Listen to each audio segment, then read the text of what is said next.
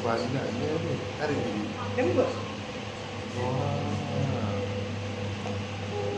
Mama, ada nak kiwi, you buy cookies. Boleh.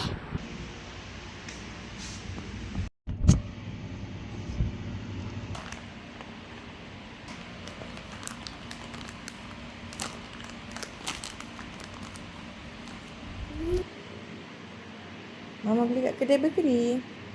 Ada ikut tu. Tadi kita begitu. Ada mainan macam-macam. Mm-mm. Macam mama beli. Dia rasa macam mana? Rasa macam apa tu? Dia coklat. Coklat. Oh, ada halal. Ada halal. Mana halal susu tu? Tengok.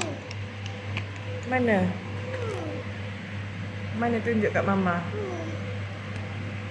Oh, pandai adik-adik tahu ada halal. Pentingnya dia.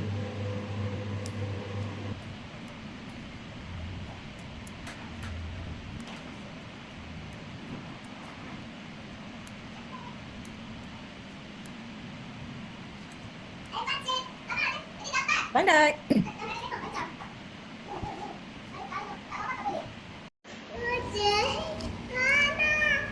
Adik.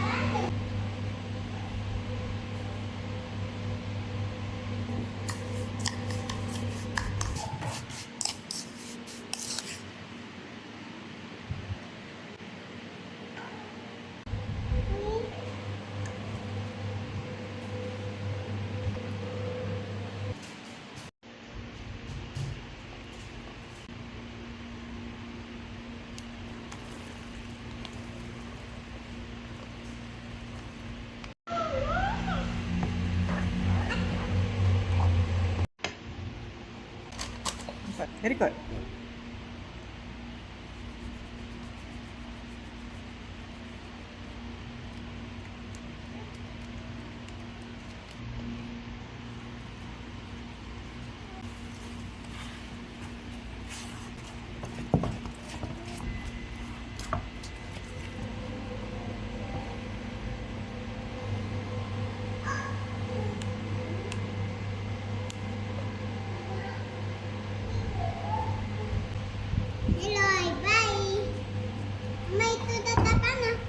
Panas juga. Ni kita bulat-bulatkan macam ni. Macam ni, bau dah bulat macam ni. Okey. Oh, ni lembut.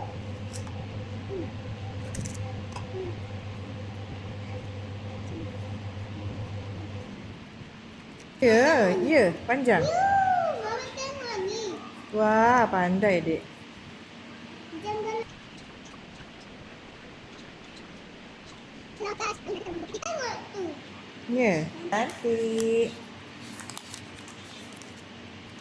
Adik dah siap. Wow. Apa ni? Kalau bye. Nah, tadi adik nak ni. Cakap apa mama? Cantik kan kawan-kawan? Jom kita makan Ciwi Dubai Cookies. Tada! Adik tepi.